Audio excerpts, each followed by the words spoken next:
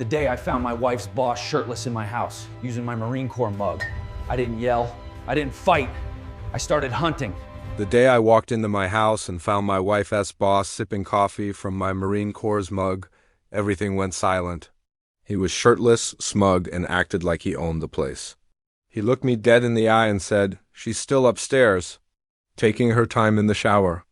You know how women are? Then my wife Sarah walked down the stairs wearing my towel, and his smirk.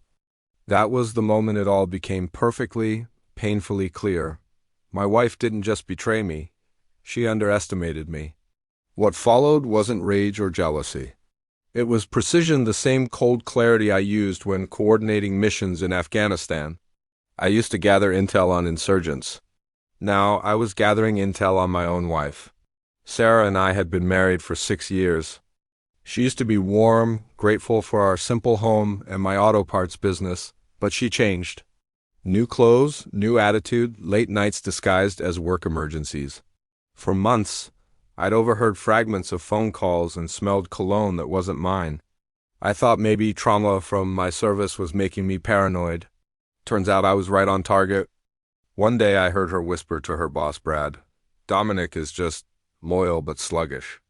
A tired old dog." They talked about leaving me after a big deal, about how I didn't have the ambition to keep up. I didn't burst in. I simply stood there until they saw me. Sarah didn't deny a thing.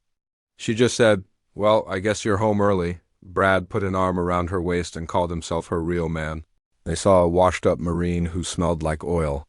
They didn't see what I was still capable of. I left without a fight. I went to my shop, the only place I still felt like myself, and I planned. First rule of Marine intelligence: when you're blindsided, you don't strike back.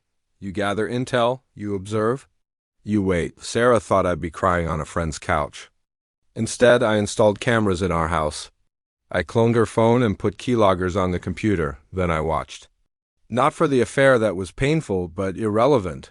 I watched for the crime, because this wasn't just adultery. It was corporate espionage. Sarah and Brad were selling confidential marketing strategies from their biggest client.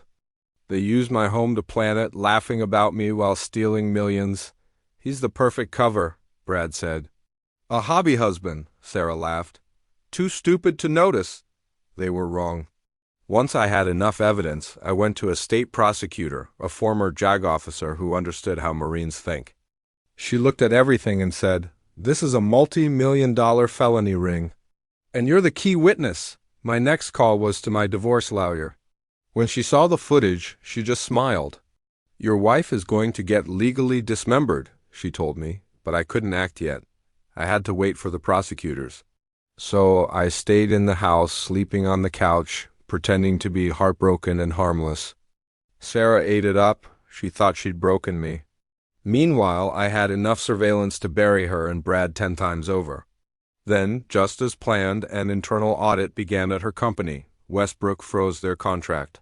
Brad was called into emergency meetings. Sarah started drinking, her phone buzzing with panicked messages, and then the FBI got involved. Brad was arrested at work. Sarah was detained for questioning. She came home that night, shaking, mascara streaked down her face, whispering, "Dom, I think I'm going to prison. They have recordings from our kitchen." "How is that possible?" Then it clicked. She looked at me like she was seeing a ghost. "It was you." I didn't raise my voice. I didn't gloat. I just said, "You thought I was a dog? But you forgot what old dogs do best: bite." Sarah was charged with corporate espionage, wire fraud, conspiracy, and theft of trade secrets. Brad flipped on everyone to save himself. She got 3 years in prison plus restitution. My divorce was finalized before her sentencing. I kept the house, the cars, and what was left of our savings. Her career was vaporized. She came to my house one last time, defeated. "I thought you'd forgive me," she whispered. "You're loyal, you're an old dog," I finished.